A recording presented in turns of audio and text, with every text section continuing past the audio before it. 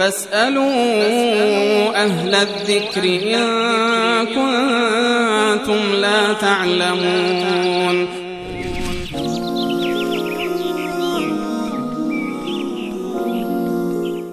بیننده بعدی پرسیدن که اگر کسی با عمل جراحی قدش را بلند بکنه گناه دارند؟ این مورد جز مواردی هست که تغییر خلق الله شمرده میشوند. بازی کردن با بدن و با این جسد هست که از نظر شرعی جوازی رو نداره و کوتاه بودن قد هیچ گونه عیب و ایرادی نیست و هیچ گونه به اصطلاح تشویه خلقی نیست و غیر عادی نیست که انسان بخواد با جراحی کردن اینو تغییر بده. اونم با جراحی کردن چه معلوم که این جراحی عملی بشود عملی نشود، عوارض دیگری جانبی که در این زمینه دارد.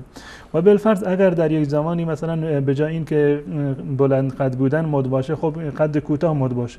این اونایی که قدشون بلند هست باید ساق پاشون رو بشکنن تا اینکه هم رنگ جماعت بشن. این هیچ گونه این بازی با خلقت الله متعال هست. انسان باید به تقدیر و به اون چیزی که و اون کیفیتی که الله متعال انسان را آفریده به اون راضی باشد. ولو این که اگر یک نوع تشویه در خلقت هم باشد، این خودش جزء مواردی هست که الله متعال اینو جزء ثواب قرار میده. یعنی هر موردی، هر ضرر و زیانی و هر غم و اندوهی که به انسان برسد یا مثلا نقص عضوی داشته باشد یا اینکه یکی از اعضایش به صورت کامل کار نکند، اینا تمام جزء مواردی هست که برای انسان حسنات نوشته میشه. پس بنابراین انسان مسلمان باید به تقدیر الهی راضی باشد و در آفرینش الله متعال دخل و تصرفی را انجام ندهد.